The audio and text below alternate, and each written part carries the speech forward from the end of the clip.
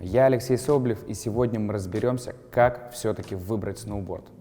Я постарался сделать максимально подробную инструкцию о выборе сноуборда. В этом видео будет только полезная информация и никакой воды. Эта инструкция подойдет как новичкам, так и ребятам, которые уже умеют кататься на сноуборде. Если кто-то у вас спрашивает совет по выбору сноуборда, смело присылайте ссылочку на это видео. Ролик состоит из 4 разделов, которые надо посмотреть строго в той последовательности, в которой я их буду сегодня рассказывать.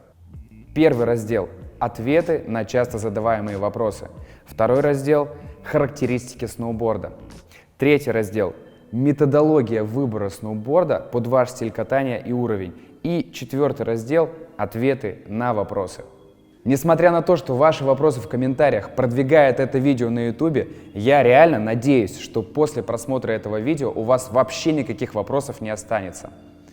Но если все-таки они появятся, кидайте в комментарии, попробуем разобраться.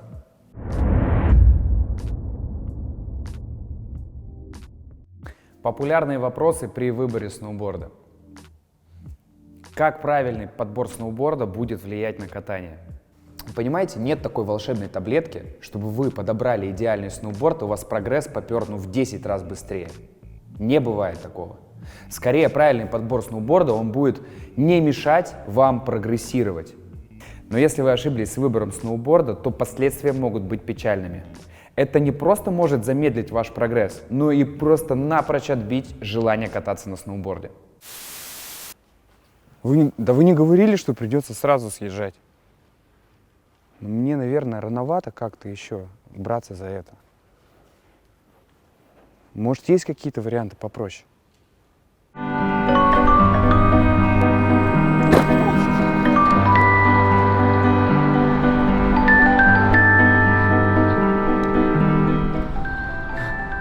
То, что надо, а? Скорость подходящая. Цена сноуборда. Чем дороже, тем лучше. Нет прямой зависимости между ценой и сноубордом, который подходит именно вам. В большинстве случаев на уровень цен влияет наличие определенных технологий в сноуборде, а также ценовая политика какого-то конкретного бренда. Например, для новичков подойдет сноуборд без каких-либо наворотов, и он спокойно может быть дешевле какого-то узкопрофильного сноуборда, например, под фрирайд. Но это не будет говорить, что сноуборд для новичков хуже, чем узкопрофильный сноуборд для фрирайда. Ясно? Бывает такое, что человек, не разбирающийся в сноубордах, покупает топовую модель, самую дорогущую в линейке, и она как раз-таки может замедлить его прогресс. Например, ультражесткая доска, которая нужна, чтобы кататься в больших горах, прыгать какие-нибудь 20-метровые дропы, а человек только начал кататься, или у него там, например, средний уровень катания, и такая доска ему вообще не нужна. Поэтому надо покупать не самый дорогой сноуборд, а наиболее подходящий вам по характеристикам.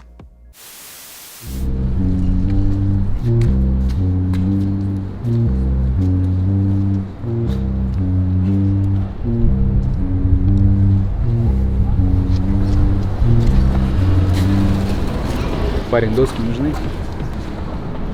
Чё? Доски недорого, заграничные. Нужны? А почем? Да мы договоримся. Только, без крепления идут. Потому что, ты сам понимаешь, компания за экологию наша. Да? Да. Пойдем поговорим. Пойдем отключим. Какая фирма сноуборда все-таки лучше? Что вкуснее? KFC. Или Макдональдс.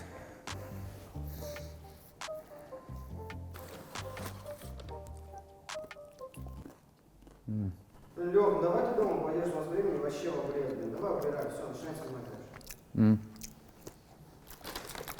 А что, соусом привезли? Что вкуснее, белое вино или красное? А что лучше, BMW или Mercedes? А может, мне нравится Rolls-Royce. Вот если вам надо поехать в тайгу, вам Rolls-Royce подойдет или нет? Например, у меня за все время катания было 7 досок разных брендов. Так как я выбирал сноуборд под свой стиль катания, то у меня вообще не возникало вопросов, какой бренд лучше, а какой бренд хуже. Как вы уже догадались, ответа на этот вопрос нету. Nicht, nein, no. На самом деле большинство топовых брендов сейчас по технологиям находятся примерно на одном уровне. Я на данный момент катаюсь уже более 3 лет на досках бренда Burton, и спасибо большое ребятам, которые помогли собрать множество сноубордов, которые вы увидите сегодня в этом обзоре. Что важнее, сноуборд, ботинки или крепление? И правильный ответ – ботинки. Ботинки в студию! Вот. Мой грязный ботинок. Почему ботинки? Потому что ботинки – это то, что прилегает к вашему телу, к вашим ногам.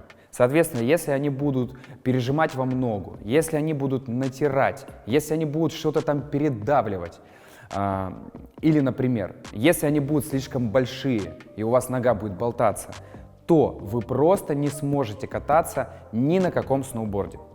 Также, если боты будут слишком мягкие, то вы не сможете передать давление, например, на жесткий сноуборд. Ботинок будет гнуться, а это давление не будет передаваться на сноуборд. Поэтому я советую ботинки покупать всегда новые, не выбирать БУ. Сначала покупаем боты, а потом на оставшийся бюджет выбираем доску и крепление.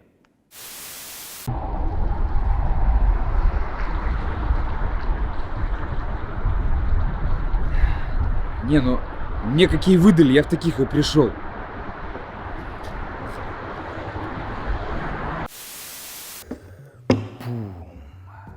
Можно ли выбрать сноуборд по рисунку? Мне больше с медведем нравится, он так еще рукой машет. Это медведь Гэри. Я считаю, что не просто можно, а нужно это делать. Вот вам все-таки еще стоять в очереди на южном склоне Роза Хутор с этой доской, запиливать фоточки в Инстаграм. Ну а как вы хотели? Ребята, девиз Роза Хутор. Любишь кататься? Люби в очереди постоять. Это южный склон, детка.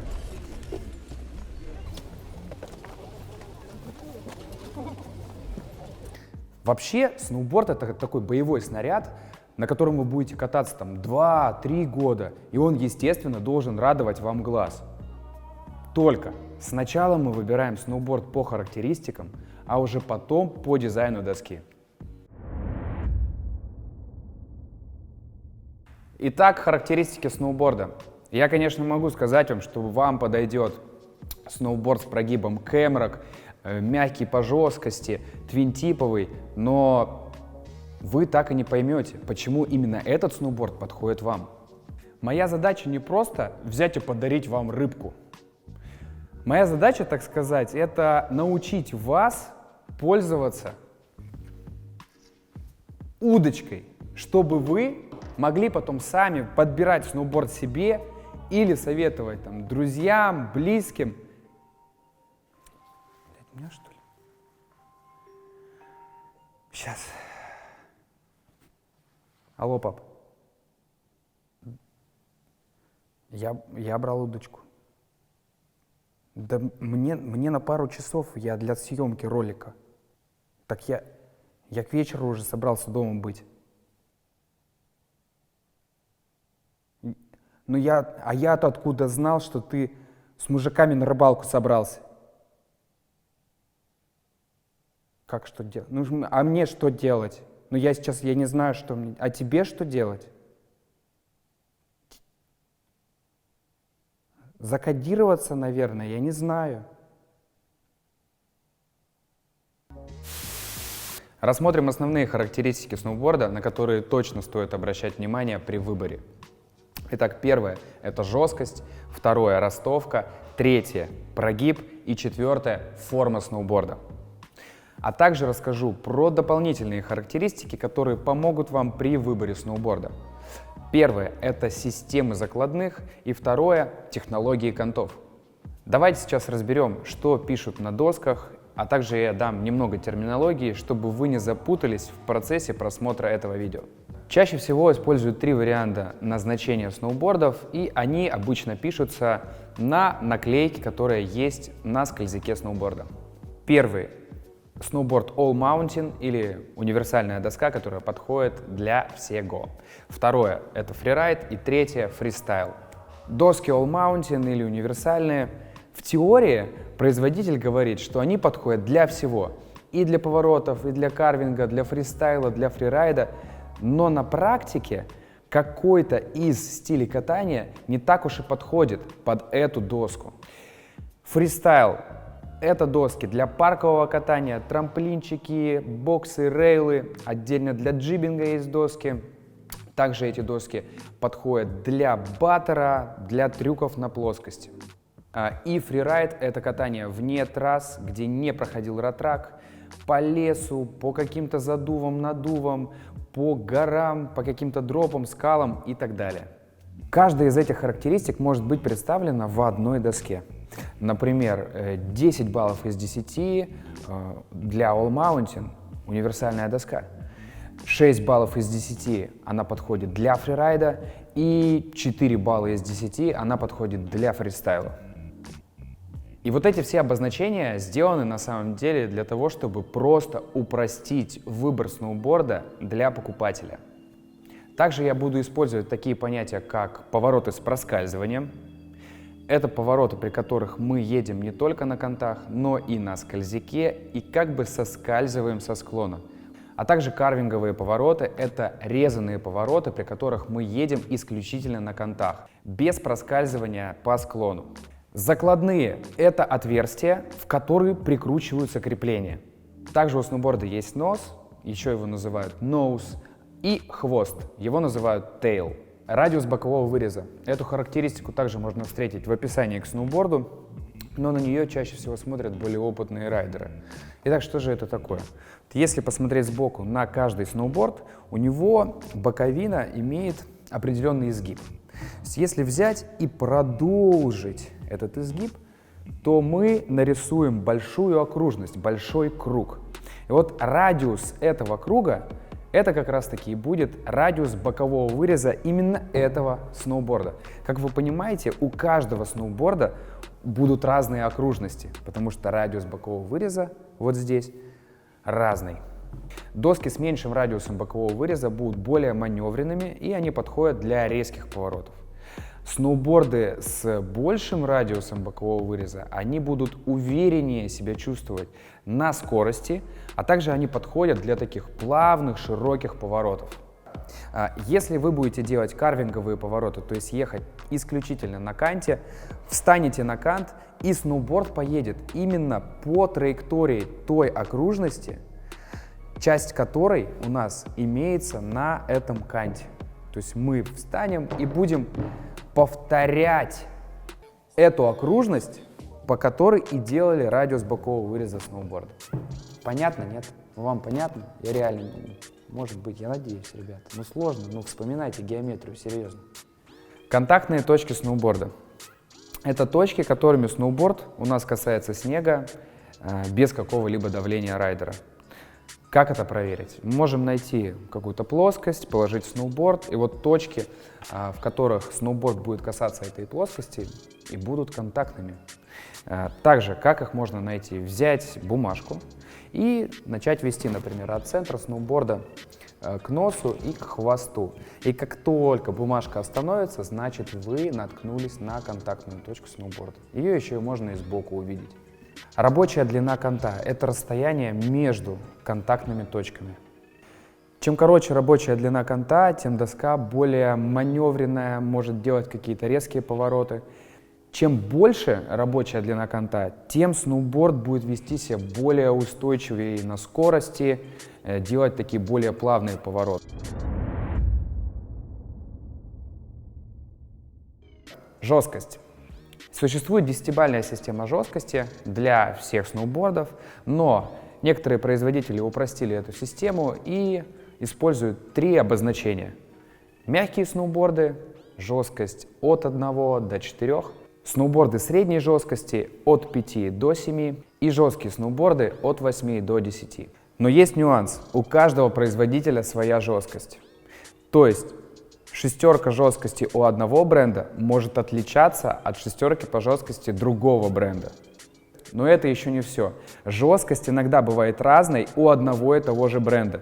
Например, заявлена жесткость у одной доски 6 и также 6 у другой доски одного и того же бренда. Ты берешь, прожимаешь доску и понимаешь, что они разные. Как быть в таком случае? Все просто. Берем доски, которые вы выбрали, и прожимаем их одну за другой. Сравниваем жесткости, сравниваем с заявленной жесткостью, которая написана на сноубордах. Мягкие сноуборды. Все говорят, что мягкие сноуборды прощают ошибки. Но что это нахрен значит? И сейчас мы постараемся в этом разобраться на наглядном примере. Вот эта пластиковая лопатка. Это наш мягкий сноуборд. Посмотрите, как она гнется. Прекрасно. Если мы ее воткнем в твердый грунт, то она может вернуться в исходную... Господи. В исходную позицию может вернуться лопатка за счет того, что она мягкая. Именно так может вести себя мягкий сноуборд на снегу, если вы будете втыкаться контом. А что будет происходить с жестким сноубордом? Это жесткая лопата, которая будет олицетворять наш жесткий сноуборд. Если мы ее воткнем, то хрен ты ее оттуда достанешь, скажу я тебе. И вот такой вот наглядный пример мы вам сегодня продемонстрировали. Пап, он мою лопату забрал. Похожая ситуация происходит и на сноуборде. Если на мягкой доске вы начнете ловить кант, то у вас еще будет возможность вернуть доску в исходное положение и не упасть, не поймать канта. Но если вы на жесткой доске начали ловить канта, начали впиваться в снег, то все, друзья, обратной дороги не будет. Вы точно его поймаете. Именно это и подразумевается, когда говорят, что мягкие доски прощают ошибки. Мягкие сноуборды чаще всего предназначены для новичков. И базовые повороты с проскальзыванием делаются за счет переноса веса. Вы должны надавить на определенную часть сноуборда, чтобы начать поворот. И чем мягче будет сноуборд, тем проще вам будет это сделать. Соответственно, чем жестче будет сноуборд, тем сложнее вам будет продавить доску, чтобы она согнулась, зацепилась за снег и начался поворот с проскальзыванием. Мягкие сноуборды не совсем подходят для карвинга, потому что на больших скоростях начнет сноуборд колбасить, контроля будет не так много, как, например, на жесткой доске. А также на каких-то жестких ледяных склонах мягкие сноуборды будет сложнее контролировать. Мягкие сноуборды идеально подойдут для джибинга, можно джибить и по боксам, и по рейлам, легко будет продавить тейл-пресс, ноуз-пресс, а также мягкие сноуборды легче будут проходить кинковые рейлы. Также мягкие сноуборды подходят для базового фристайла, катание в парке на небольших трамплинах будет очень комфортным. И они также подходят для трюков в баттере, для трюков на плоскости, потому что вы сможете легко продавить доску, различные прессы, а также вам будет легко делать олли и нолли. То есть вы будете просто меньше затрачивать усилий, чтобы продавить сноуборд.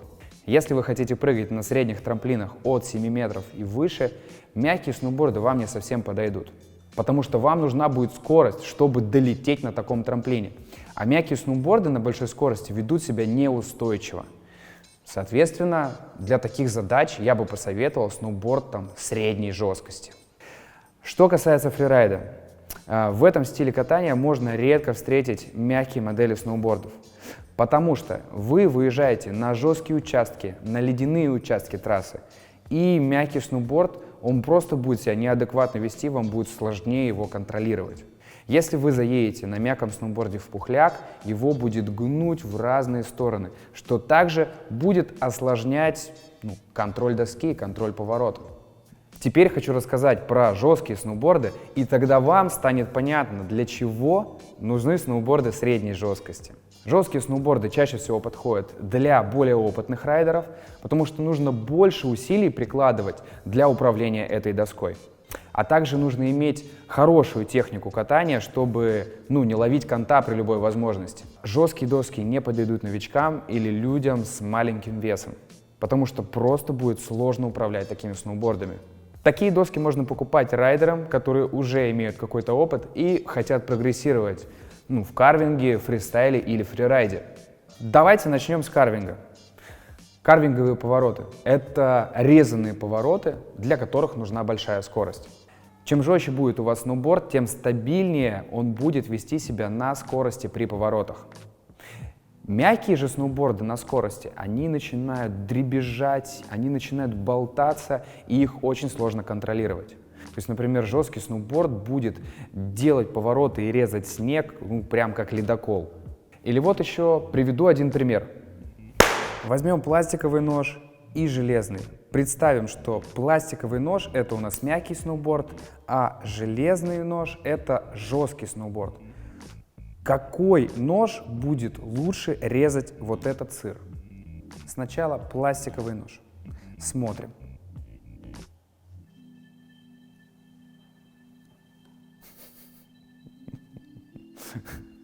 Вот так вот порезал пластиковый нож. Как вы видели, пластиковый нож его колбасило в разные стороны, его гнуло. Вот. Теперь попробуем порезать сыр железным ножом. Здесь как бы все очевидно и понятно. То же самое происходит и на сноуборде. Вот это у нас мягкий сноуборд, которого колбасит, он неустойчиво себя держит. И вот это у нас жесткий сноуборд, который режет все как по маслу. И склон будет резать жесткий сноуборд так же, как и этот нож, вот этот сыр. Если вы хотите карвить, делать какие-то жесткие укладки, то вам, конечно же, подойдет более жесткий сноуборд. Также жесткий сноуборд прекрасно будет себя показывать на ледяных участках трассы, и его не будет сильно гнуть при закантовке. Жесткий сноуборд во фристайле нужен, если вы хотите прыгать на больших трамплинах или кататься в пайпе. Если вы хотите прыгать на 15-метровых трамплинах, то вам нужна будет скорость, чтобы как-то доехать до вылета. И на большой скорости жесткие сноуборды будут себя показывать намного устойчивее, чем мягкие. А вот скажите, с 15-метрового трамплина прыгали когда-нибудь? А почему нет? У меня сосед с 15-го этажа выпал. Но там не совсем из-за трамплина, но там из-за спирта. А там доска тоже была. Но гладильная там какая-то. Спасибо. Да не за что. Также, если будет жесткий снег или лед, эти доски будут себя вести намного стабильнее, чем мягкие. Также на приземлениях, если вы будете на мягкой доске и неправильно распределите вес, например, сильно перенесете его на тейл, то доску сильно согнет, и она может вылететь из-под вас. Жесткая же доска будет вести себя стабильнее на приземлениях. Жесткие сноуборды, естественно, не подойдут для флэт фристайла и трюков в баттере, потому что хрен вы их прогнете. Здесь все просто. Жесткий сноуборд во фрирайде, во-первых, надо сказать, что фрирайд — это не только пухляк, свежевыпавший снег, друзья. Это еще ледяные склоны, обледенелые, задутые какие-то скалы. И на сноуборде надо иногда по ним кататься. Соответственно, жесткий сноуборд будет себя лучше вести, чем мягкий в таких условиях. Также мягкий сноуборд в пухляке будет сильно гнуться и не давать нужного контроля, в отличие от жесткого сноуборда, который будет давать этот контроль как при обычных поворотах, так и в прыжках. В том же фрирайде, например, на кочках, на каких-то дропах, вы можете приземлиться, и доска будет устойчивая. Мягкая же доска при приземлениях в пухлом снегу может просто согнуться и также вылететь из-под вас. Еще для фрирайда чаще всего можно встретить доски, у которых середина и хвост сделаны жесткими, а нос сделан мягкий. Делается это для того, чтобы нос всплывал, когда вы едете по свежевыпавшему снегу. Для чего нужны борды средней жесткости?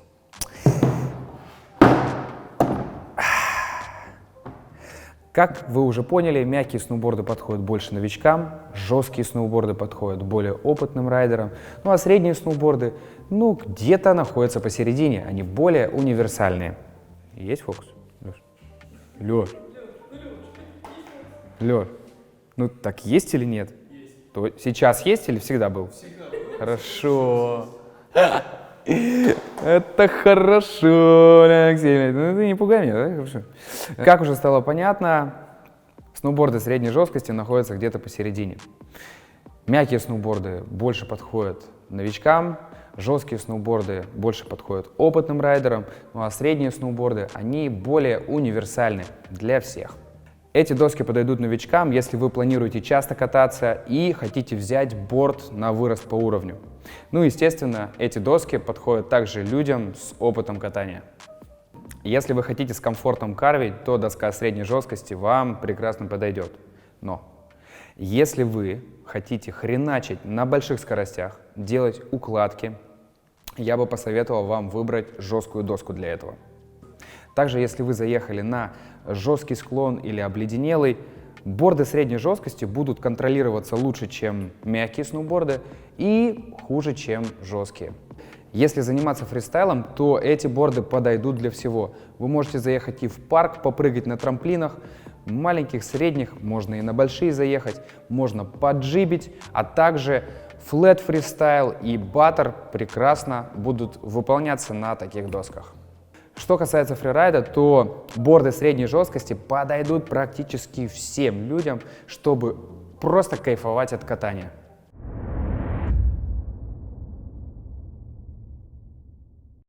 Ростовка. Как все-таки выбирать сноуборд? По вашему росту или, может быть, по весу? А возможно, важен ваш стиль катания? Сейчас разберемся. Все как один говорят, что ростовку надо выбирать по весу. Смотрим на описание доски от производителя и понимаем, что наш вес попал в нужную развесовку, для которой соответствует определенная длина доски. Ну, а что произойдет, если мы выберем сноуборд не по весу? Ну вот что произойдет? Почему я не могу выбрать сноуборд относительно своего роста? Сейчас как раз в этом и разберемся. Возьмем для примера доску 4 жесткости 155 ростовки.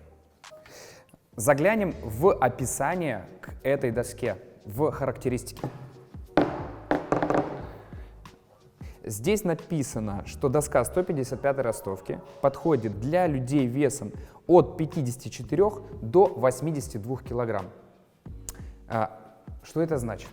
Если мой вес, например, будет 68 килограмм, я где-то буду находиться на середине этой развесовки, то этот сноуборд будет ощущаться для меня как 4 по жесткости. Но что произойдет, если, например, человек 100-килограммовый встанет конкретно на этот сноуборд? Как он будет для него ощущаться? Естественно, он не будет его чувствовать как сноуборд жесткостью 4. Для него этот сноуборд будет по жесткости, может быть, 3, может где-то 2,5.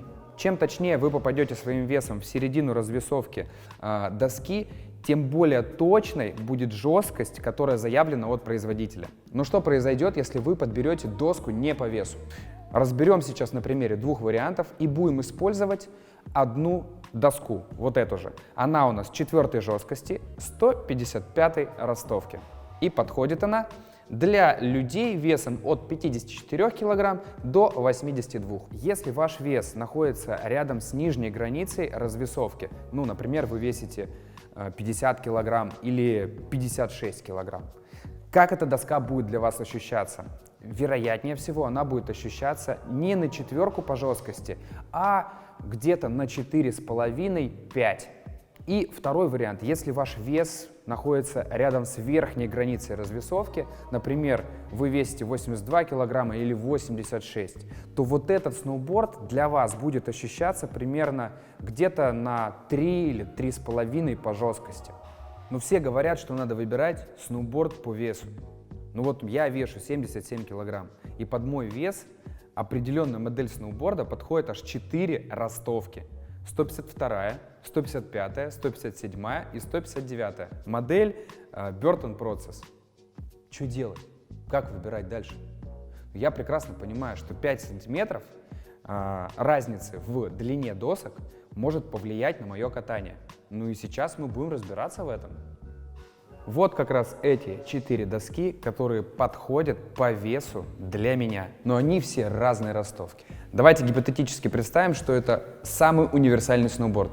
Он подходит для всего на 10 баллов. All Mountain, Freestyle, Freeride. И жесткость у него 4. И от этого будем отталкиваться. Также вы должны понимать, что вы будете выбирать свой сноуборд. И конкретно ваш сноуборд может быть представлен в нескольких ростовках. И эти несколько ростовок будут подходить именно для вас.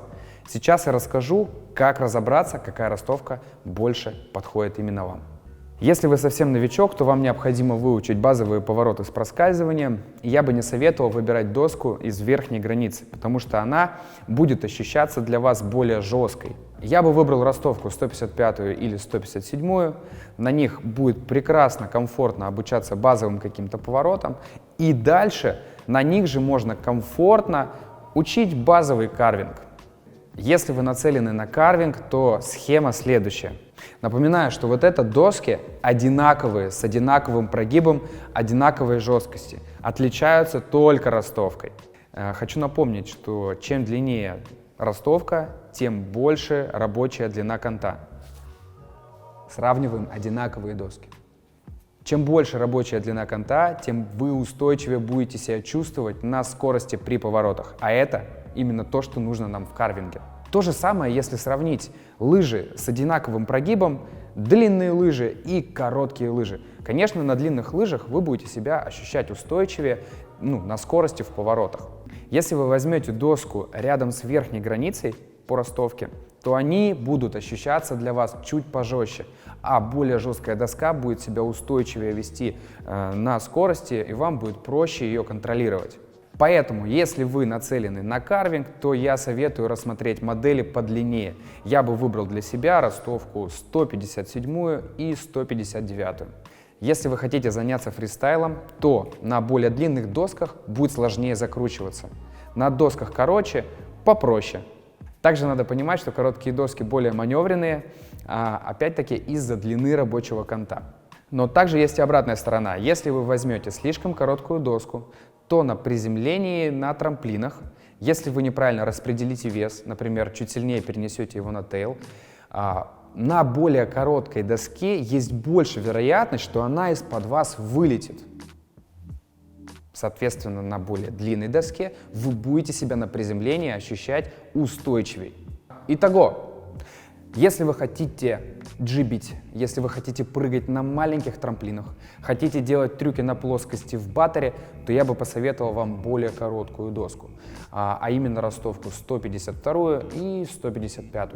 Но если вы собрались прыгать на трамплинах 7-метровых и более, то я бы посоветовал доску подлиннее. А все почему? Потому что вы будете ехать на большой скорости на трамплин, доска должна чувствовать себя устойчиво, супер короткая не подойдет, а вот 155-я ростовка где-то посерединке, она будет прекрасно подходить под эти задачи. Если вы хотите фрирайдить, то вам необходимо брать доску, чтобы ваш вес был в середине развесовки или выше, иначе вы просто зароетесь в пухлом снегу, останетесь там жить и рыть берлогу. Да, Михаил? О, вместе с ним будет сосед ваш. Сосед! Все, останетесь с соседом в берлоге. И я в таком случае выбрал бы доску 157 или 159 ростовки. Что можно по итогу сказать? Выбираем сноуборд по вашему весу и стилю катания, в котором планируете вжигать. Но тут непонятно, конечно, почему люди говорят, что надо выбирать сноуборд по ростовке от подбородка до носа. Кто-то говорит, что это пошло еще давно, когда технологии у сноубордов были ужасные, и там даже не было методики выбора сноубордов. И просто придумали от подбородка до носа, все, подходит. Чисто мое наблюдение, для людей со спортивным телосложением подходят сноуборды по весу, которые ростовкой, где-то находятся в этом диапазоне, от носа до подбородка, может чуть повыше, чуть пониже. Большинство сноубордов. Вот какая-то такая закономерность. Если вы новичок, пришли арендовать сноуборд, ну, в большинстве случаев вас не будут спрашивать про вес. Просто на глаз подберут вам сноуборд, вручат и скажут: иди катайся. В некоторых прокатах, возможно, спросят, какой у вас вес, под вес подберут. Но чтобы вам дали какую-то раскладку, в какой диапазон по развесовке подходит там вот этот сноуборд, ну, такое можно встретить реально очень редко, поэтому в прокатах упростили эту систему до невозможности, подбирают по росту от подбородка до носа, сноуборд и так будет мягкий, и все, берете и идете катаетесь. Ничего страшного в этом и критического нету. Но если вы хотите купить сноуборд себе, то здесь такие правила не действуют.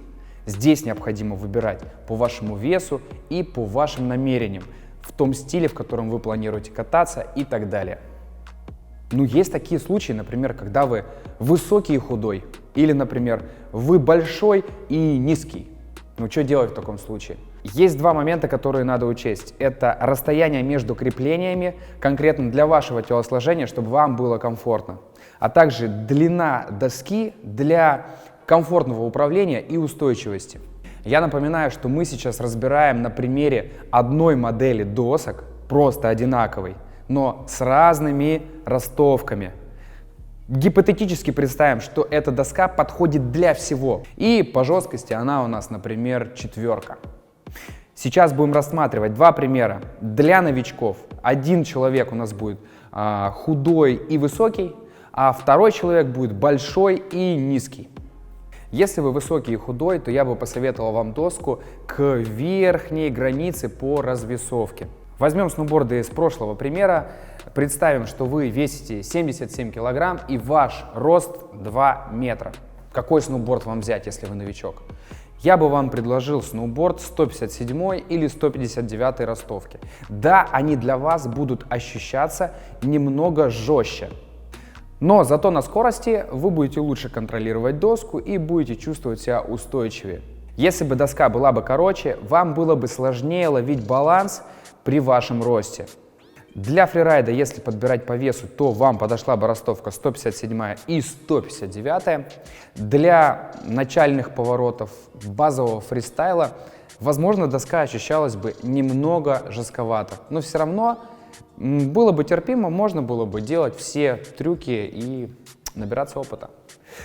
Разберем второй вариант. Если ваш рост 159 сантиметров и вы также весите 77 килограмм. Если вы хотите фрирайдить, то вам подойдут ростовки, при которых вы находитесь по своему весу в середине развесовки или выше. Иначе вы просто потонете в пухлом снегу. Это у нас ростовка 157 и 159.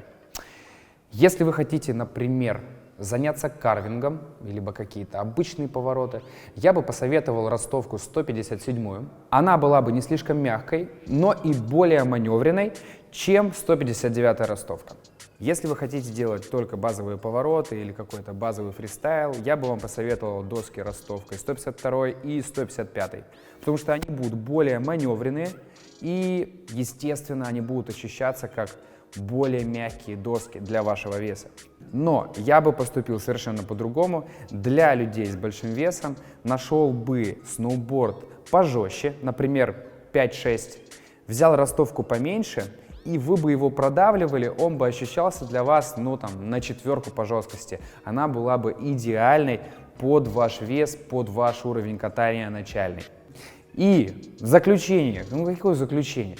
Ребята, если у вас есть лишний вес, если у вас есть жирок на бочках, подойдите прямо сейчас. Прямо сейчас подошли к зеркалу, посмотрелись, все, и там все увидите. Берете, идете в спортзал, скидываете вес и подбирайте потом идеальный сноуборд под ваш вес. И вам станет кататься намного комфортнее, координация будет намного лучше.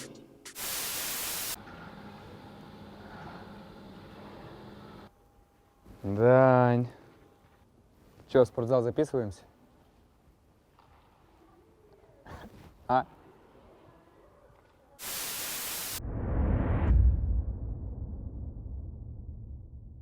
Прогиб сноуборда.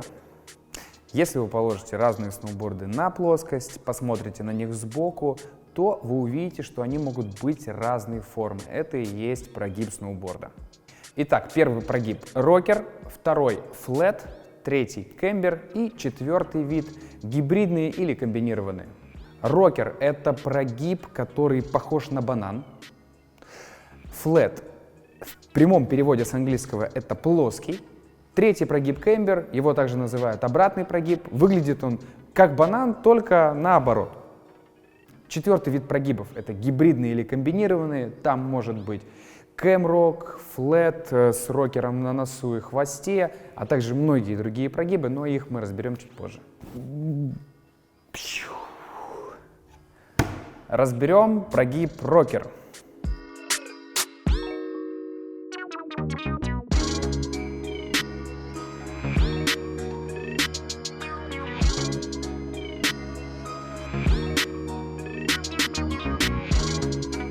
Почему многие говорят, что этот прогиб подходит новичкам? Почему говорят, что такие доски прощают ошибки? Сейчас разберем на простом примере. У нас есть тазик. Мы хотим на этом тазике спуститься с горы. Если мы будем класть его на снег вот так, то он будет скользить во все стороны, и мы с легкостью долетим вниз. Так вот, именно по такому принципу и работает прогиб рокер. Смотрите, в разные стороны. Наклоняемся, облизываем склон, не ловим канты. Друзья, это наглядный пример, что люди смотрят наши видео, и они слушают наши советы. Пойдем. Расскажи, как ты встал на сноуборд первый раз и помогли ли наши советы тебе? Чё? Какой сноуборд, какие совет? У меня воду отключили, я в хрущевке живу. Тазик отдал? Ты чё? Наркоманы.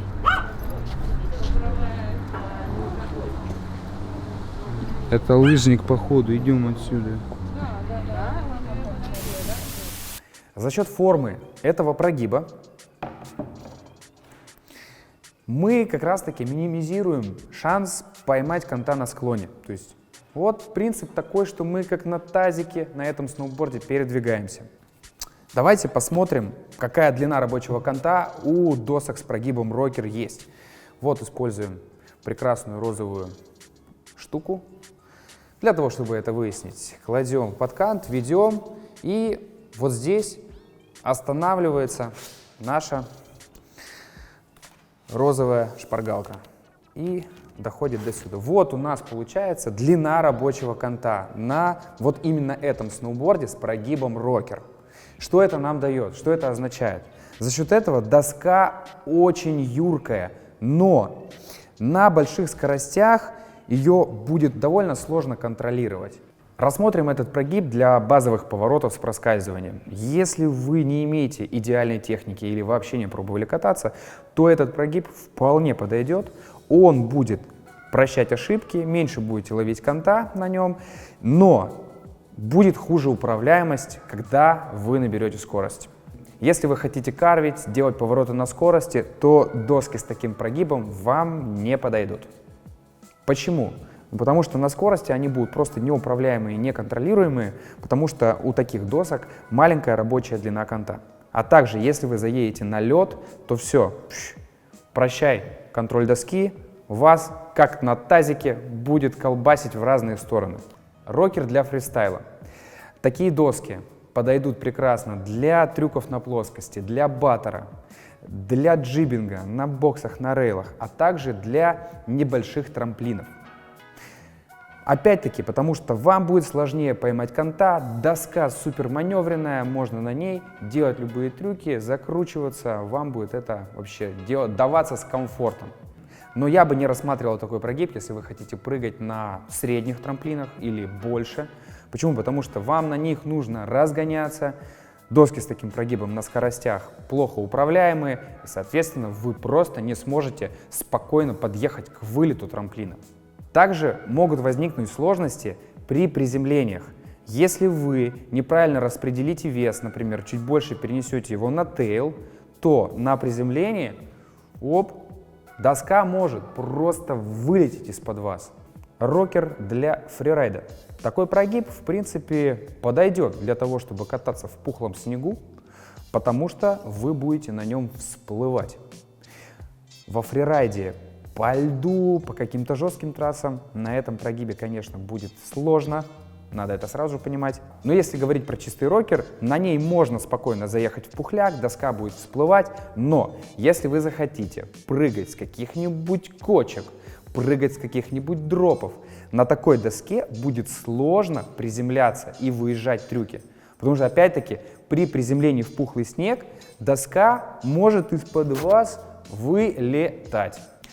Давайте подведем итоги для сноубордов с прогибом рокер. Вот на одну чашу весов положим плюсы этой доски. Сложно поймать на ней конта, вот это основной ее плюс. И на другую чашу весов минусы положим.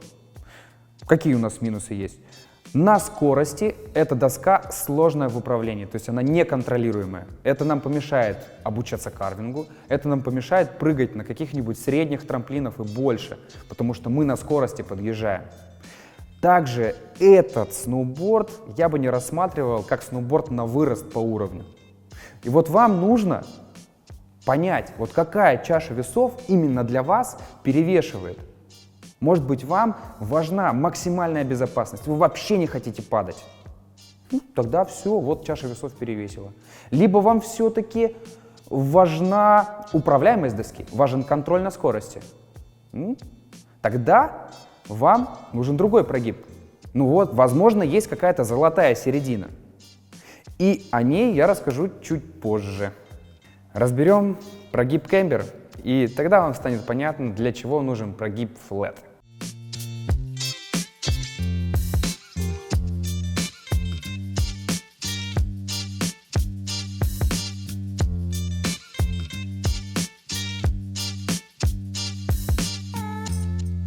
Рассмотрим базовые повороты с проскальзыванием. На прогибе кэмбер будет намного больше вероятность поймать конта, чем на прогибе рокер. Почему? Давайте посмотрим на контактные точки этого сноуборда со снегом. Они находятся вот здесь и вот здесь. То есть рабочая длина конта вот такая.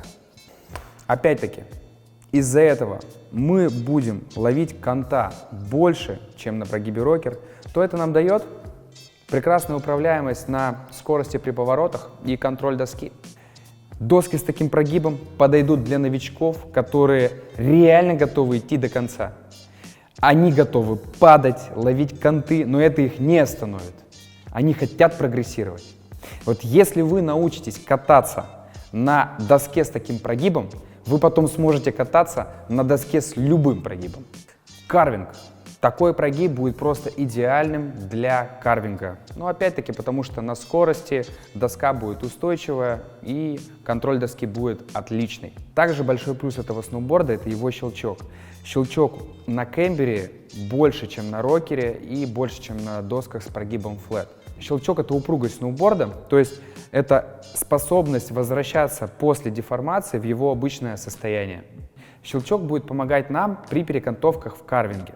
Тем, что в момент ослабления давления при повороте доска выщелкивает нас, и это помогает проще войти в следующую дугу. Фристайл хорошо подходит для фристайла как для начального уровня, так и для продвинутого. Будет уверенно себя чувствовать при подъездах на трамплины, на перила, а также будет иметь хороший щелчок для того, чтобы делать трюки в баттере и на плоскости.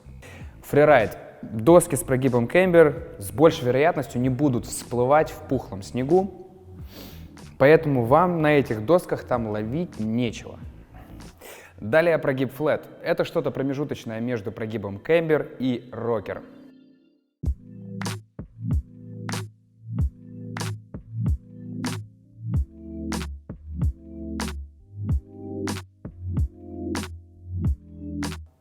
Рассмотрим базовые повороты с проскальзыванием для новичков.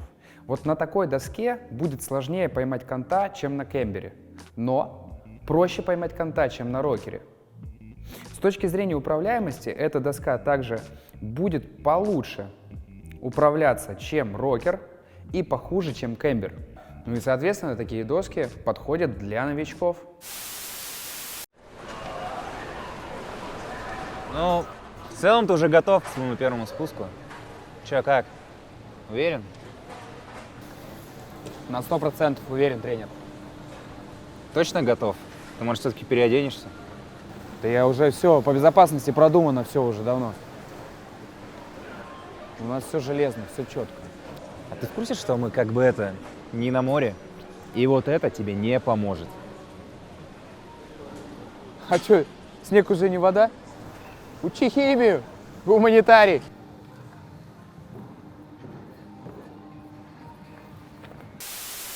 Что касается карвинга, на этих досках управляемость на скорости в поворотах будет лучше, чем на досках с прогибом рокер, но хуже, чем на досках с прогибом кембер.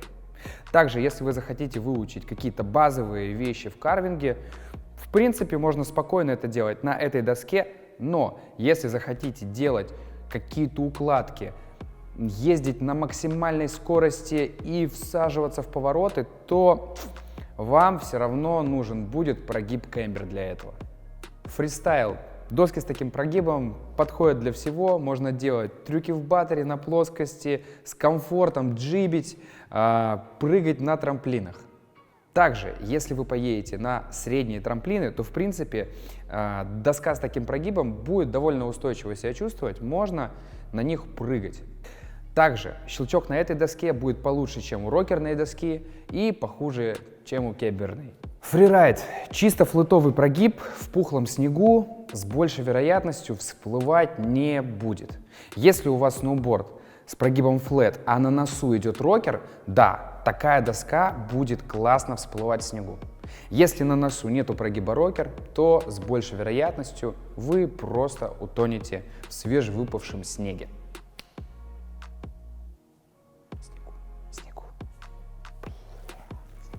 Итак, друзья, мы разобрали 3 основных прогиба: рокер, флет и кембер. Что можно сказать? Все эти 3 прогиба можно встретить в досках для новичков. Но сейчас мы приступим к разбору гибридных или комбинированных прогибов, в которых могут сочетаться плюсы всех прогибов, которые мы только что разобрали. Погнали! Гибридные и комбинированные прогибы. Надо понимать, что каждый производитель может по-разному называть один и тот же прогиб.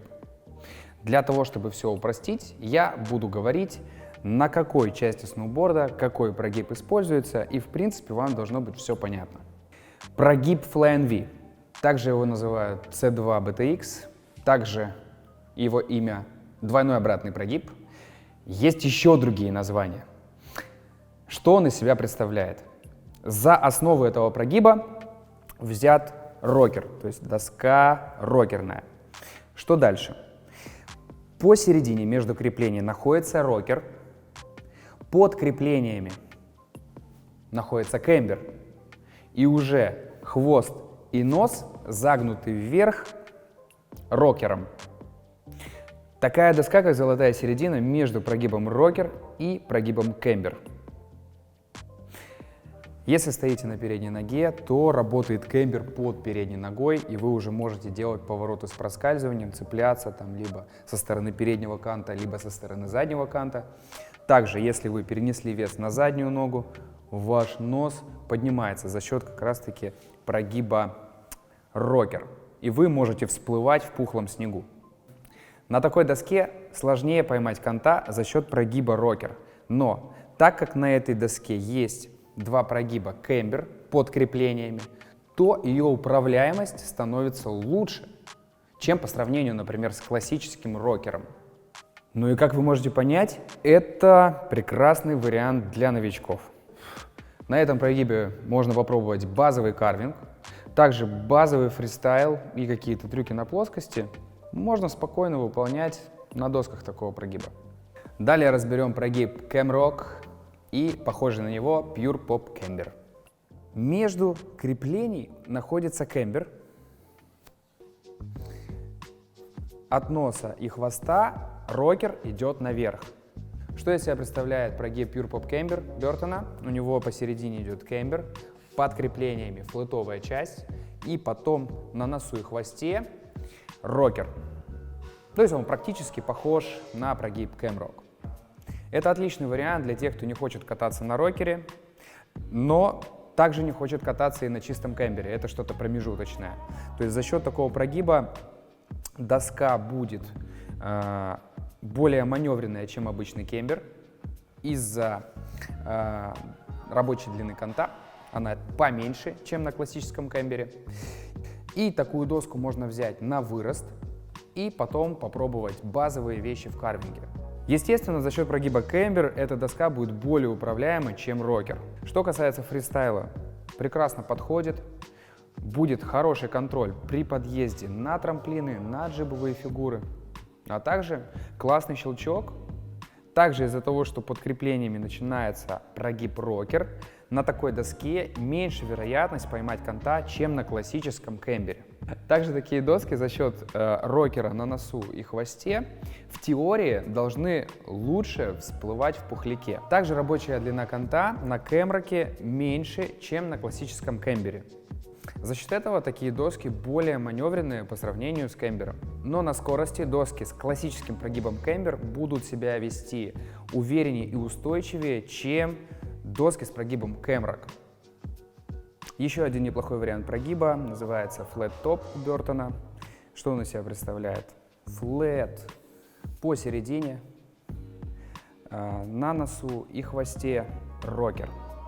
На такой доске будет более безопасно обучаться поворотам, чем, например, на Camrock. Почему? Потому что на Camrock кембер идет посередине, а здесь у нас посередине идет флэт. Но контроль доски и управляемость на таких досках будет чуть хуже, чем у той же доски, например, с прогибом Camrock. Такой прогиб также можно рассматривать как золотую середину между прогибом кембер и рокер. Далее рассмотрим такие прогибы, как Directional Camber, или по-другому их называют Directional Rocker, а также похожий прогиб Flat Rocker. Что они из себя представляют? Кембер у нас идет посередине доски, и на носу начинается рокер. Чаще всего доски с таким прогибом используются во фрирайде. Нос, который задран вверх в виде рокера, он позволяет нам всплывать в пухлом снегу и не тонуть. Также кембер, который есть посередине доски, он добавляет большего контроля при поворотах. На досках с таким прогибом можно спокойно карвить. Кембер, который есть посередине, позволяет это делать прекрасно. Если вы планируете прыгать с каких-либо надувов, с дропов, то на доске с прогибом кембер будет проще приземляться, чем на доске с прогибом Flat Rocker. Почему? Да потому что на доске с прогибом Flat Rocker при приземлении у вас будет больше вероятность, что она из-под вас вылетит. И все. Также есть такая технология на скользяке, которая называется роллер или спун. Ее могут называть ложка, 3BT и прочие названия. Что она из себя представляет? Наши конты загнуты вверх, то есть небольшая форма лодочки получается. И что это нам дает? Если вы новичок, то меньше шансов ловить конты. Также, если вы хотите шредить, делать какие-то базовые трюки во фристайле, делать трюки в баттере на плоскости, эта доска супер вам подойдет, потому что на ней будет очень сложно поймать контов, она будет очень поворотливая. Для шреда идеальный вариант. Чтобы на такой доске сделать карвинговые повороты, необходим больший угол закантовки. Также эта технология позволит меньше ловить контов на приземлении трамплинов, но в этот же момент вам будет сложнее четко поймать приземление и поехать прямо без ревертов. Также, если вы хотите прыгать на средних трамплинах и больше, вам нужен контроль доски на скорости. Доски с такой технологией не будут давать супер классного контроля, например, по сравнению с тем же кембером. Также эта технология используется в досках для фрирайда, когда нос сделан в форме ложки. Это позволяет нам не цепляться носом сноуборда об снег. То есть если мы загрузили нос, он у нас при всплывании не цепляется за снег. То есть мы как лодка движемся по пухлому снегу. И, конечно же, это позволяет комфортнее кататься во фрирайде.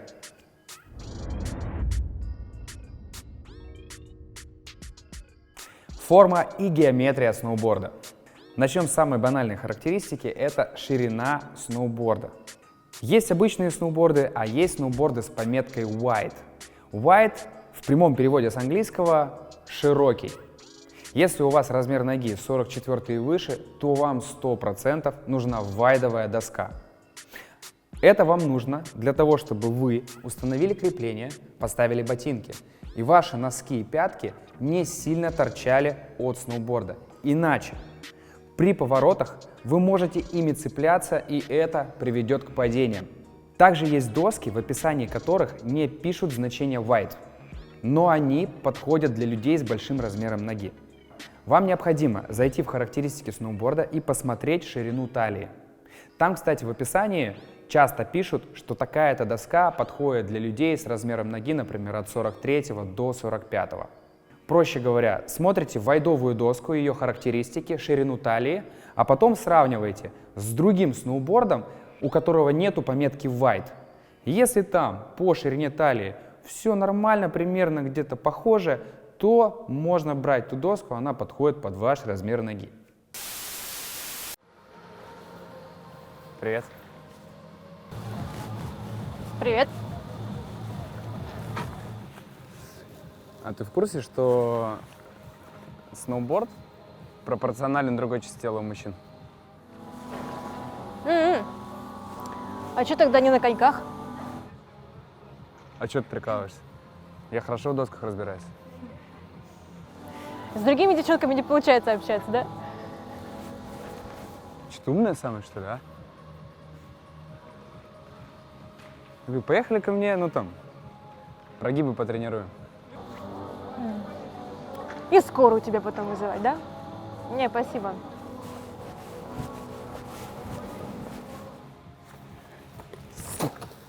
Чтобы еще раз Таиланд променял на этот сноуборд. Часто можно встретить на фрирайдовых досках, когда нос шире хвоста. Это нужно для того, чтобы нос лучше всплывал в пухляке, а тейл лучше прогружался и тем самым поднимал нос. Существует три основных типа доски: Twin Tip, Directional и Directional Twin. Форма доски Twin Tip — это абсолютно симметричная доска. Она имеет одинаковую форму и жесткость. Левая часть точно такая же, как и правая.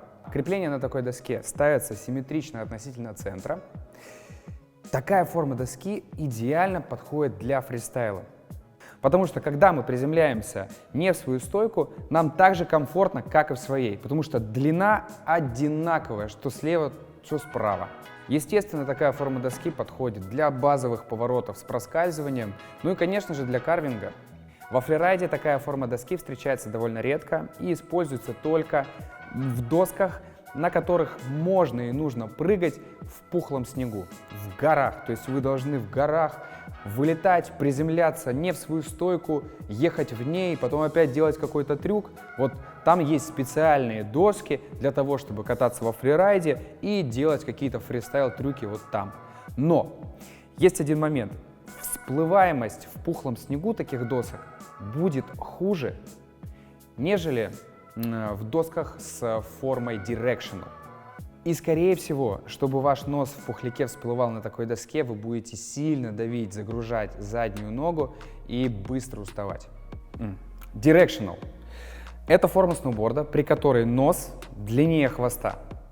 Также на таких сноубордах закладные чуть смещены ближе к хвосту сноуборда. Жесткость этого сноуборда разная в разных местах. Хвост и середина чаще всего жесткие, а нос мягкий. Это сделано для того, чтобы нос проще всплывал в пухлом снегу. Доски с таким прогибом прекрасно подходят для базовых поворотов с проскальзыванием, ну и, конечно же, для карвинга. Также такая доска раньше входит в поворот из-за длины своего носа. Она не такая юркая и резвая, по сравнению с твин-типом. Такая форма сноуборда для фристайла не совсем подходит, потому что нам необходимо приземляться не в свою стойку. Конечно, можно кататься в свитче на таких досках, но хвост будет коротким. Будет сложно делать трюки и будет сложно их приземлять. Для фрирайда это основная форма доски, потому что наши крепления изначально сдвинуты ближе к хвосту, и за счет этого мы будем продавливать хвост сноуборда, и нос будет в пухлом снегу всплывать. И за счет этого задняя нога не будет уставать, и будете комфортно кататься во фрирайде. Directional Twin – это сочетание двух форм сноуборда, о которых я рассказывал ранее. Это попытка сделать что-то среднее между классической доской с формой Directional и Twin Tip. Соответственно, что мы имеем? Мы имеем абсолютно симметричный сноуборд внешне. При этом жесткость на такой доске будет разная, нос будет мягче, середина и хвост будут жестче.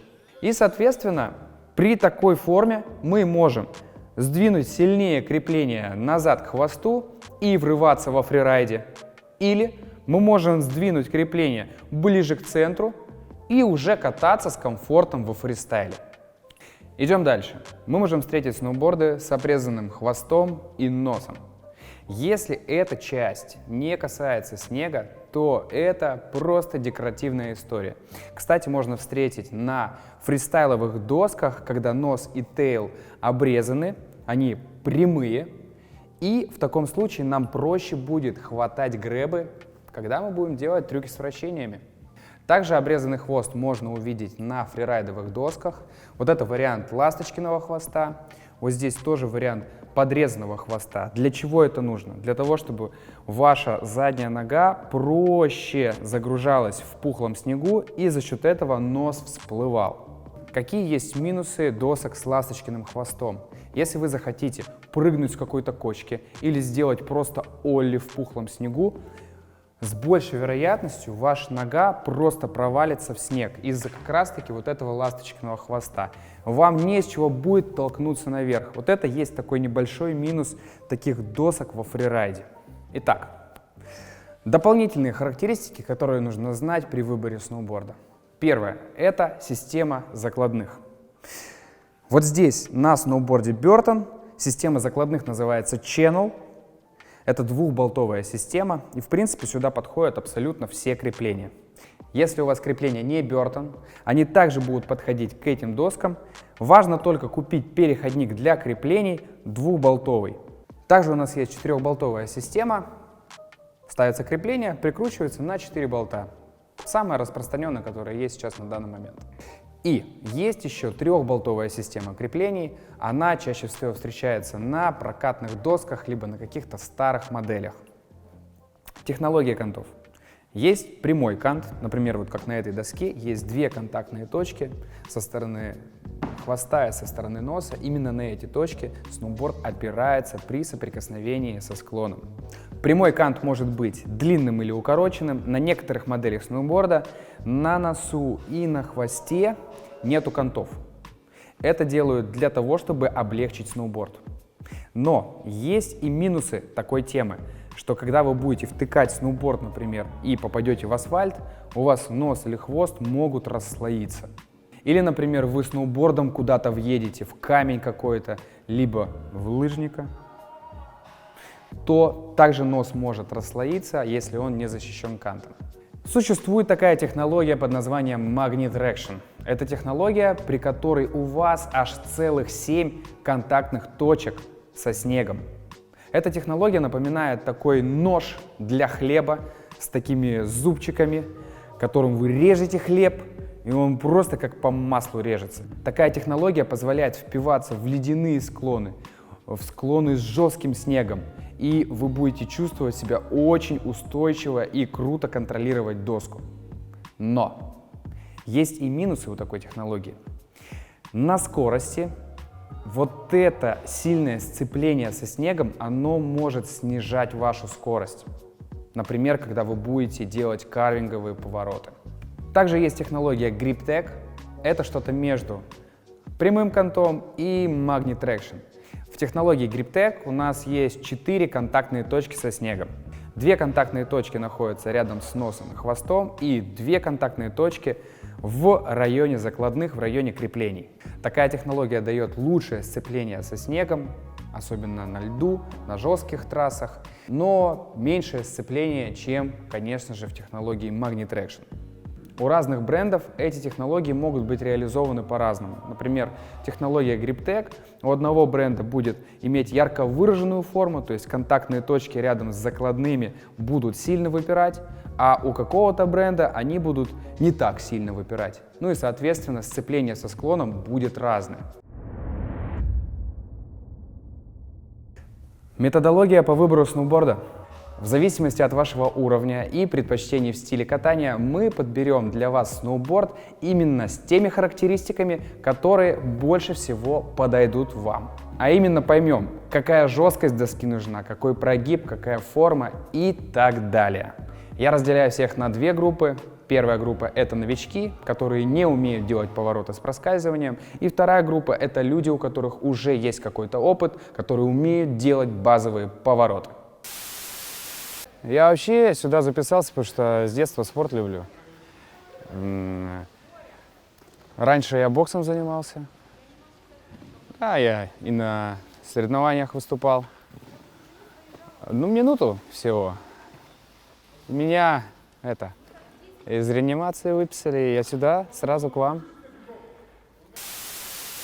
Итак, разберем первую группу людей. Это новички, которые не умеют делать повороты с проскальзыванием. Кстати, они выглядят вот так. Если вы научитесь делать эти повороты, то вы сможете кататься на любом курорте.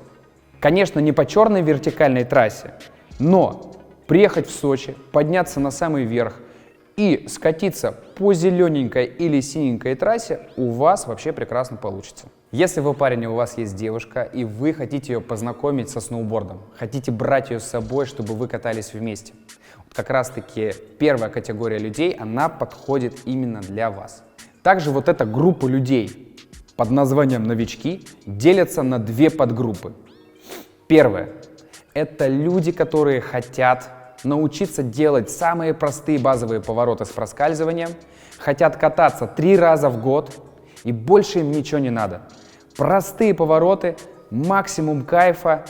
Им не нужно прогрессировать, делать какие-то трюки. Им нужно просто спускаться с горы и кайфовать, приезжать вниз и тусить в апрески.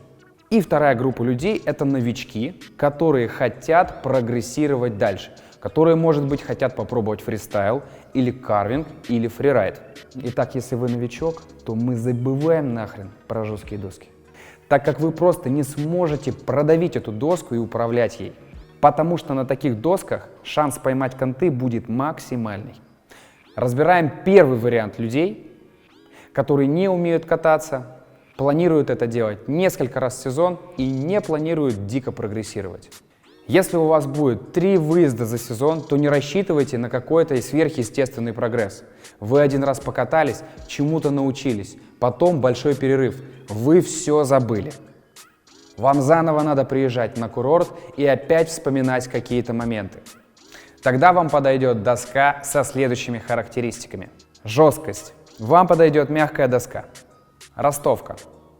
Она не будет играть принципиальной роли, но если вы попадете в середину по развесовке от производителя, то это будет просто идеально. Но если выберете доску к нижней границе, либо к верхней по развесовке, то это не критично, такие доски тоже вам подойдут. Прогиб.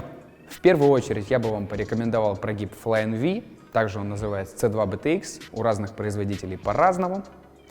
А также рассмотрите прогиб Flat Top у Бертона, флетовая часть, рокер на носу и хвосте. И, конечно же, здесь подойдут прогибы рокер и обычный флет. Форма. Любая должна подойти, или Twin Tip, или Directional Twin, это будет не принципиально. Теперь разберем вариант Б для новичков, которые не умеют кататься, но планируют часто тренироваться и прогрессировать. Если вы точно уверены, что вы не будете останавливаться на базовых поворотах с проскальзыванием, то эта информация точно для вас. Может быть, вы не знаете, в каком стиле вы будете кататься. Либо в карвинг, либо фристайл, либо фрирайд. Но это не имеет принципиального значения. Первым делом желательно выучить базовые повороты в карвинге, и для этого есть подходящий прогиб. Итак, характеристики сноуборда. Жесткость. Вам подойдет мягкий или средней жесткости сноуборд. Как я уже и говорил, жесткие сноуборды для новичков не подойдут. Но во фрирайде и в карвинге чаще всего используют именно жесткие сноуборды. Так как жесткие сноуборды для новичков мы не рассматриваем, вам надо понимать, что вы не сможете взять узкопрофильный сноуборд для фрирайда или для карвинга на начальном этапе, потому что чаще всего они жесткие. Но вы все равно сможете попробовать какие-то базовые вещи и в карвинге, и во фрирайде, ну, например, на сноуборде средней жесткости. Что касается фристайла, то мягкий или средний сноуборд по жесткости идеально подойдут для этого вида катания. Ростовка. Так как мы берем сноуборд на вырост, я бы посоветовал вам брать доску посередине, либо к верхней границе по развесовке. Прогиб. Я бы посоветовал универсальный прогиб для новичков, которые хотят в перспективе попробовать все. Это прогиб Camrock или Pure Pop Camber у Бертона. Такие прогибы позволят с комфортом изучать повороты, а также в перспективе вы сможете попробовать какие-то базовые вещи в карвинге. Что касается фристайла, этот прогиб прекрасно подходит для прыжков на трамплине, для джибинга, для каких-то трюков в баттере и на плоскости. Что касается фрирайда, из-за того, что nose и tail рокером идут, то в теории вы можете попробовать покататься во фрирайде в пухлом снегу, и ваша доска чуть-чуть будет всплывать. В категорию универсальных досок для дальнейшего развития также входят FlyNV, C2 BTX и прочие названия этого же прогиба. Доска с этим прогибом на скорости будет себя вести не так устойчиво, как Camrock, но попробовать базовый карвинг на ней все-таки можно будет. Что касается фристайла, то она довольно универсальная, и в принципе все виды фристайла на ней можно будет пробовать и осваивать. Что касается фрирайда, из-за того, что у этого прогиба форма основная банана, то на ней в теории доска будет лучше всплывать, ну, по сравнению с тем же Camrock'ом. Так что фрирайд тоже можно будет попробовать на этой доске. Еще сюда подойдут доски с прогибом flat или flat top. На них будет чуть безопаснее учиться поворотам по сравнению с тем же Camrock'ом, но они будут себя не так устойчиво вести на скорости в поворотах, чем тот же Camrock. Для любого вида фристайла такой прогиб прекрасно подойдет. Можно и трюки в баттере делать, и джибить, и прыгать там на маленьких и даже средних трамплинах будет комфортно.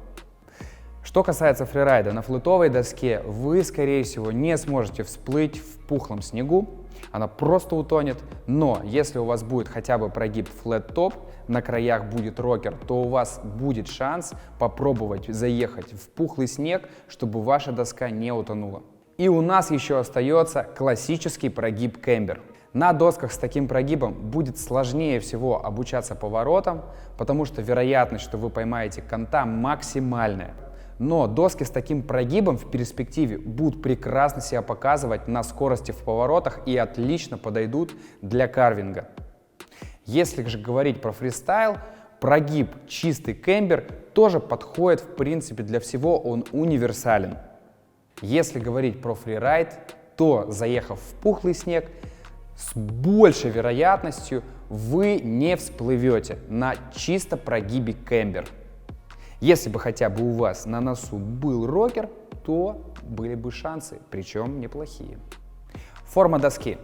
Если вы хотите развиваться в сторону карвинга и фристайла, то я бы посоветовал вам форму доски Twin Tip.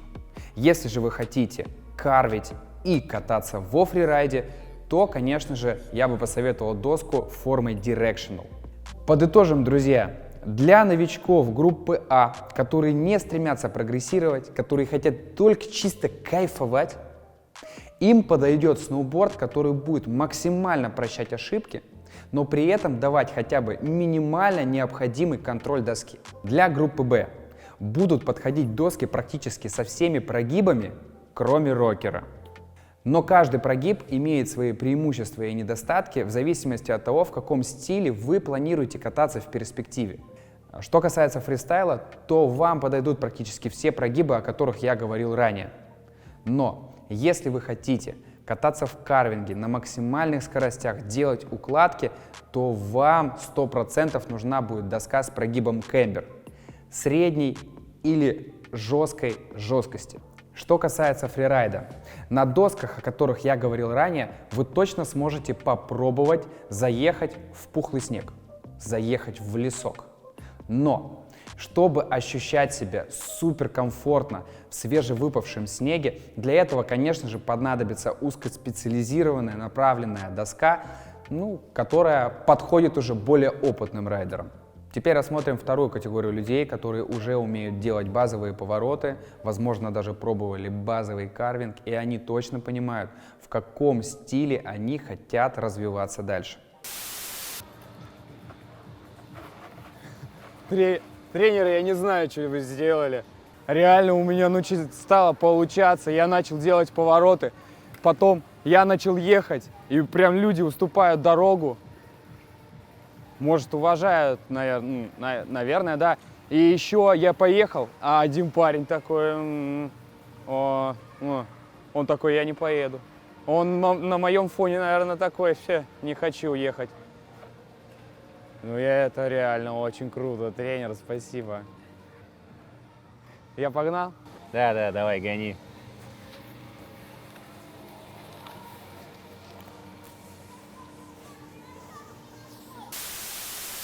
Начнем с выбора стиля катания. Первый — это фрирайд, далее это карвинг и катание просто по трассам, третье — это все виды фристайла и четвертое — универсальная доска для всего. Начнем с фрирайда. Для большинства людей фрирайд — это чисто катание по свежевыпавшему снегу. Оно и понятно, потому что там самый кайф. Но фрирайд — это не только пухлый снег. Это еще и катание в лесу, это катание по каким-то ледяным трассам, по каким-то уклонам жесткого снега и так далее. Так как катание в пухляке актуально для большинства, в него и углубимся. Надо понимать, что есть разные склоны с разным уклоном. Например, на Роза-Хутор трассы с более сильным уклоном, в Шерегеше, например, трассы более пологие. Есть один момент: чем больше ваша скорость и чем больше уклон, тем лучше будет всплывать ваш борд в этом снегу. И также, чем меньше ваша скорость и меньше уклон, тем хуже ваш сноуборд будет всплывать. Поэтому один и тот же сноуборд может по-разному себя вести на разном рельефе. Но давайте все-таки разберемся, какой сноуборд точно вас вывезет в пухляке, и вы будете получать просто максимум удовольствия от катания. Жесткость. Нужен борд средней жесткости или жесткий. Ростовка. Надо попадать в середину развесовки или брать сноуборд к верхней границе по развесовке. Это нужно для того, чтобы сноуборд всплывал в пухлом снегу и вы не утонули. Прогиб. Чтобы лучше всплывать в пухлом снегу, я бы посоветовал вам прогибы Directional Camber, или также он называется Directional Rocker. Также здесь подойдет прогиб Flat Top. Желательно, чтобы рокер на носу был ярко выраженным, чтобы доска точно всплывала лучше. Также я бы рассмотрел прогиб Fly V. В принципе, он идет в форме банана и подойдет для фрирайда. Форма. Я бы посоветовал выбирать только сноуборды с формой Directional. За счет этого у вас нос будет проще всплывать в снегу. Есть, конечно, твин-типовые доски, которые позиционируются как доски для фрирайда. Кому-то комфортно кататься на твин-типовых досках во фрирайде, но у меня опыт был реально печальный, мне не понравилось. Я прям отсидел заднюю ногу, она у меня отсохла напрочь. Может быть, просто такая доска попалась. Возможно, у вас какой-то другой опыт был, но просто предупреждаю. Мой выбор — это доска формы Directional для фрирайда. Также смотрите, чтобы ширина носа была больше, чем тейла. Это позволит проще всплывать в пухлом снегу. Если у вас будет немного обрезанный хвост, это также поможет проще прогружать заднюю ногу, чтобы нос всплывал. Карвинг. Чтобы подобрать доску для карвинга, все очень просто. Жесткость. Вам нужна доска средней жесткости, либо жесткая. Ростовка. Вам необходимо попадать в середину по развесовке или брать доску с ростовкой ближе к верхней границе по развесовке. Прогиб. Кэмбер — это идеальный вариант прогиба для того, чтобы заниматься карвингом. И как бы нечего здесь добавить. Форма сноуборда. Twin Tip или Directional подойдут оба варианта. Желательно подобрать доску с талией пошире, потому что если вы захотите делать агрессивные повороты с хорошим заклоном, вы не должны цепляться носками или пятками за снег. Также, если вы рассматриваете сноуборд одной модели, но разных ростовок, так вот, если берете ростовку побольше, чаще всего у нее будет талия шире, нежели чем на том же сноуборде, но ростовкой поменьше. Фристайл. Надо понимать, что фристайл можно разделить на несколько разновидностей. Это джибинг, это прыжки в парке на трамплинах или это трюки на плоскости и в баттере. Давайте разберемся, какой сноуборд нам подойдет. Жесткость. Мягкая доска либо средней жесткости.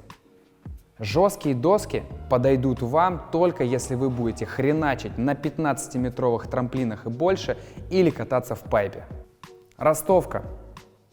Желательно подбирать сноуборд ближе к средней границе по развесовке. Также можно взять сноуборд к нижней границе по развесовке. Таким образом, он будет более маневренный и вам будет проще закручиваться на нем. Прогиб. Если вы хотите делать трюки на плоскости, кататься в баттере, джибить, то вам больше всего подойдет такой прогиб, как флэт или флэт-топ, а также рокер. Если вам больше по душе прыжки на трамплинчиках, то я бы предложил вам прогиб кэмбер, а также кэм-рок или пьюр-поп кэмбер. Ну и в принципе флетовые прогибы здесь тоже подойдут, чистый флэт или флэт-топ. Надо понимать, что все вот эти виды прогибов, они подойдут для всех видов фристайла. Для каких-то чуть больше, ну для каких-то чуть меньше. Форма доски. Желательно, конечно, брать твин-типовую доску, но можно также рассмотреть Directional Twin или Directional.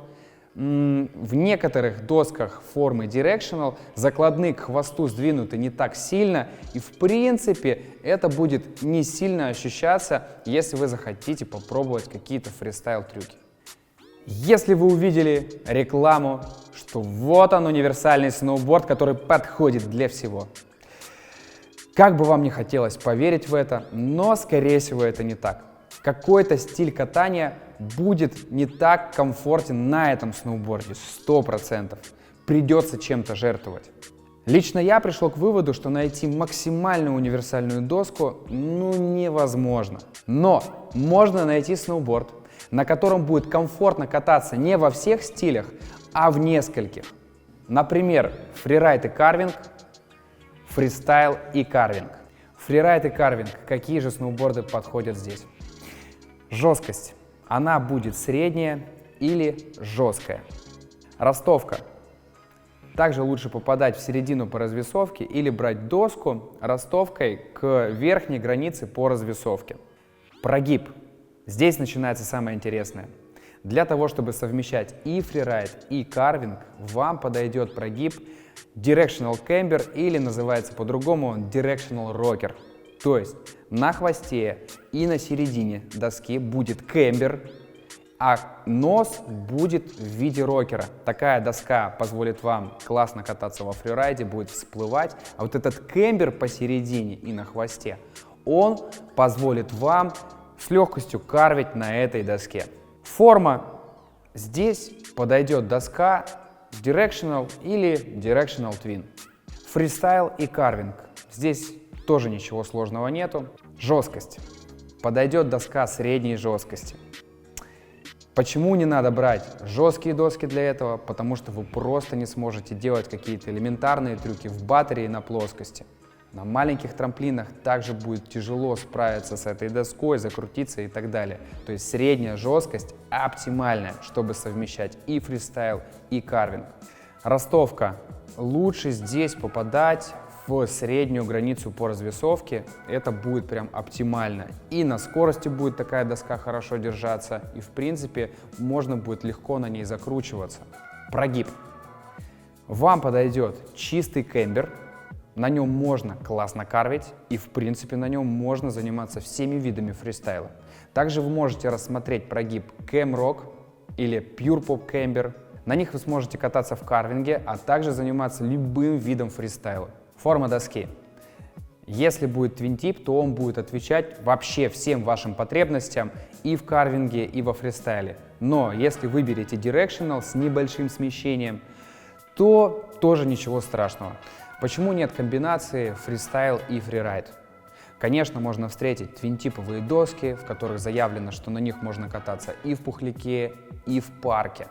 Но лично мой опыт катания на таких досках довольно печальный, и мне приходилось сильно загружать заднюю ногу, чтобы доска всплывала. Возможно, если набрать скорость и кататься по трассам с сильным уклоном, то такая доска будет комфортно всплывать, и вы не будете сильно напрягать заднюю ногу. Также надо понимать, что такие модели досок, они, скорее всего, более жесткие, и на них не очень комфортно заниматься фристайлом. Сложнее делать какие-то элементарные трюки в баттере, ну и на маленьких трамплинах не так будет кайфово, а на больших трамплинах, в принципе, на таких досках будет в самый раз. Также на таких досках довольно сложно джибить.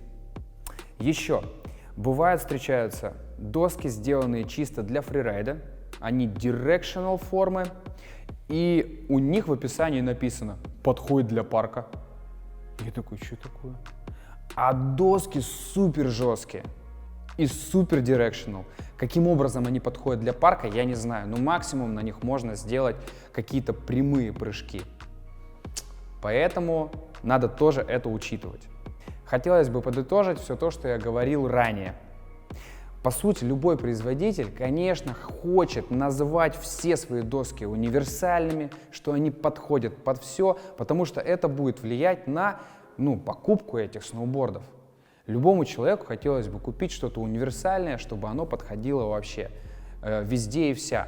Но, к сожалению, такого не бывает. Все равно придется чем-то жертвовать, и это нужно сразу же понимать. Поэтому полностью универсальные доски, на которых можно всего по чуть-чуть попробовать и покарвить, пофристайлить, чуть-чуть заехать во фрирайд, в пухлячок, они есть для новичков. Но для ребят уже более опытных нужны узконаправленные снаряды, которые, к сожалению, не могут быть априори универсальными для всего. Лично у меня 3 доски. Одна доска для фрирайда и карвинга, вторая доска для фристайла и карвинга, и третья доска чисто для фристайла. К кому же все-таки стоит прислушиваться при выборе сноуборда? Есть люди, которые много общаются с другими райдерами, которые тестят разные доски в разных условиях, получают от них обратную связь. Это круто. Либо есть люди, которые сами катаются в разных условиях и на разных досках. Это тоже good. Но если человек не получает ни обратной связи, ни сам не катается, а только читает описание к сноуборду, то здесь появляется большой вопрос. Как я уже и говорил, встречаются сноуборды, в которых написано: эта доска подходит для паркового катания. А она супер жесткая, заточена под фрирайд. Ну как такое может быть? Я не понимаю. И такое встречается во многих сноубордах. Поэтому в идеале задавать вопрос человеку: ну вот ты сам, когда во фрирайде последний раз катался? Вот ты конкретно на этом прогибе катался, вот такой формы доски, пробовал врываться в пухлый снег? Ну, человек может сказать: да я катался 7 лет назад только во фрирайде. Ну, тогда следующий вопрос. Может, ты общаешься с ребятами, которые там катаются часто, которые катаются, например, на таких прогибах. И здесь уже становится понятно, либо да, либо нет. И уже после этого делайте вывод, можно ли доверять такому человеку. Главный вопрос – цена сноуборда. Ну, реально, если вы определитесь с характеристиками доски, которая вам нужна, вы потом с легкостью можете подобрать сноуборд под ваш бюджет. И вы все равно будете мега кайфовать от катания. Почему? Ну потому что вы выбрали сноуборд, который вам подходит по характеристикам. Если вы почувствовали, что вот этот контент реально помог вам, вы кайфанули, то можете отблагодарить меня и весь наш канал поддержать, просто задонатив по ссылочке в описании к этому ролику. Ну, захотите задонатить, не захотите нет. Мне будет приятно, вам тоже будет приятно. Должно быть, ребята, приятно, что вы получили новые знания, кайфанули и скоро купите просто идеальный сноуборд, который вам подходит. Ответы на вопросы. Что я думаю по поводу покупки бэушных досок? В принципе, я очень позитивно к этому отношусь, потому что вы можете сэкономить деньги и при этом купить довольно неплохой сноуборд. Надо понимать, что при покупке БУ сноуборда у вас нету такого широкого выбора, который есть в магазинах. То есть часто такое бывает, что есть одна модель сноуборда с одной ростовкой в вашем городе, и вы понимаете, блин, она вот во всем подходит, но ростовка не подходит. Вот здесь многие ломаются люди и берут сноуборд, который им не подходит, по ростовке, как вариант. Что еще могу сказать? Ну, при покупке бэушного сноуборда на что вообще надо смотреть? Первое. Мы откручиваем крепление и смотрим, нет ли трещин на верхней поверхности сноуборда. Если у вас есть какие-то трещины рядом с закладными, то, скорее всего, сноуборд сломан. Брать его не надо. Также, если есть какие-то неровности сверху сноуборда, это тоже признак того, что сердечник сломан. Дальше переворачиваем сноуборд, смотрим на скользяк. Если там есть глубокие дыры, тоже не советую брать такой сноуборд. Но в принципе можно залить эти дыры и как-то покататься на нем, но это уже решать вам. Если вы также видите на скользяке какие-то волны, то это признак того, что этот сноуборд лучше не брать. Также берем и смотрим по всему периметру сноуборда на канты. Если вы видите выдернутый кант или кант начал отслаиваться, либо кант треснул, то такой сноуборд брать нежелательно. Иногда бывают ситуации, что кант немножко вогнут в сноуборд. Ну, в этом нет ничего страшного, на такой доске можно кататься спокойно. Иногда на сноуборде бывает там на носу или на хвосте какие-то заусенцы, что верхний слой немножечко такой растребушился, но в этом нет никакой критичной проблемы, то есть все это можно склеить, это стоит совершенно недорого. Ну еще раз повторяю, что никаких вздудий на сноуборде не должно быть, если они есть, не советую вам его брать. А также, как можно проверить сноуборд? Надо его взять и продавить, прожать. Он не должен издавать никаких посторонних звуков. Если он начинает трещать, то, скорее всего, с этим сноубордом есть какие-то проблемы, и я тоже не советую его покупать. Как часто стоит менять свой сноуборд-комплект? Есть две ситуации, при которых вам нужно покупать новый сноуборд. Первое. Вы сильно спрогрессировали, и вам уже нужен какой-то узкопрофильный снаряд. И второе. Технологии вашего сноуборда капитально устарели. Для людей из первого варианта ситуация следующая. Вы можете просто взять сноуборд у своих друзей или взять сноуборд в прокат и просто почувствовать разницу. Если разница сильная между сноубордом, который есть сейчас у вас, и тем сноубордом, который вы взяли в прокат, то это определенный звоночек. И вам после этого стоит задуматься, поменять свою доску, либо купить еще одну новую для какого-то конкретного направления в сноубординге. Второй вариант. Технологии вашего бренда устарели. Ну, довольно сложно ответить как-то конкретно на этот вопрос, потому что технологии у разных брендов внедрялись в разное время. Мало того, что они в принципе они различались друг от друга. Поэтому я могу выразить только свое субъективное мнение на этот счет. Как мне кажется, доски старше 8 лет, они по технологиям реально устарели. Они могут быть тяжелыми, они могут быть неповоротливыми, то есть хрен знает, что только с ними может не быть. Если доска старше 8 лет, я все-таки советую продать ее и купить посвежее. Стоит ли брать одну универсальную доску, либо несколько досок под конкретные задачи? Ну, как мы уже выяснили, максимально универсальная доска подходит для новичков. Но чем опытнее вы становитесь, тем более узкоспециализированными будут доски у вас. Как я и говорил, максимально универсальные сноуборды могут быть для фрирайда и карвинга или для карвинга и фристайла. Как работает гарантия? Вообще это очень важный момент, который всегда нужно уточнять. Сколько дается гарантия на сноуборд? На какие именно поломки она распространяется? Нужно ли иметь при себе чек для возврата сноуборда? Где именно можно поменять сноуборд? И сколько по времени будут оформлять замену сноуборда? Вообще, большинство крупных брендов всегда без проблем меняет сноуборды, если вы их ломаете. Лично у меня была похожая ситуация. Я на New Star Camp хреначил на больших трамплинах, и у меня треснула доска там рядом с креплениями. Я написал ребятам из Бёртона, говорю, вот такая ситуация, вот фотографии. Они ответили мне через день, сказали, да, это гарантийный случай, ты можешь просто принести доску в тот магазин, где ее покупал, и мы тебе прям день в день заменим ее на другую. Посмотрели, что похожая доска была в наличии, и просто на следующий день поменяли мне доску. Ну вообще, кайф, кайф. Как и где можно протестировать сноуборд? Вообще, конечно, перед покупкой многие люди хотят затестить борд, но у нас есть целых 3 варианта, как это можно сделать. Первый вариант – просто стрельнуть доску у своего друга, у которого она есть в нужной модели. Второй вариант – можно взять сноуборд в прокат. Сейчас много есть премиальных прокатов, где есть доски для фрирайда, для фристайла, топовые модели. Так что можно поискать что-нибудь там. И третье – просто поучаствовать в тесте досок от производителя.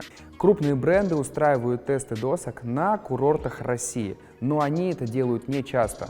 Иногда бывает, что всего лишь 1 или 2 теста досок устраивают на каком-то конкретном курорте, и вам всегда нужно заранее узнавать, где и когда бывают тесты досок того или иного бренда.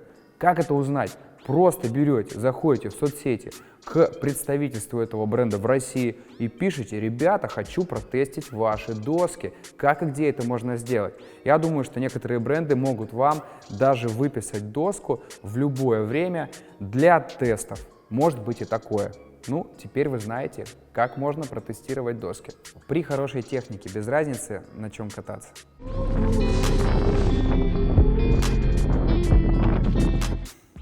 Если у вас прекрасная техника, конечно, вы со всем справитесь. Но неправильно подобранный сноуборд может лишить вас просто удовольствия от катания на сноуборде. Ну, вам это надо? Вы скажите. Ну, мне это не надо. И я думаю, что вам тоже. Нужно ли стачивать конты для джибинга? Лично я никогда не стачивал конты. Хотя погодите-ка. Давай с другой.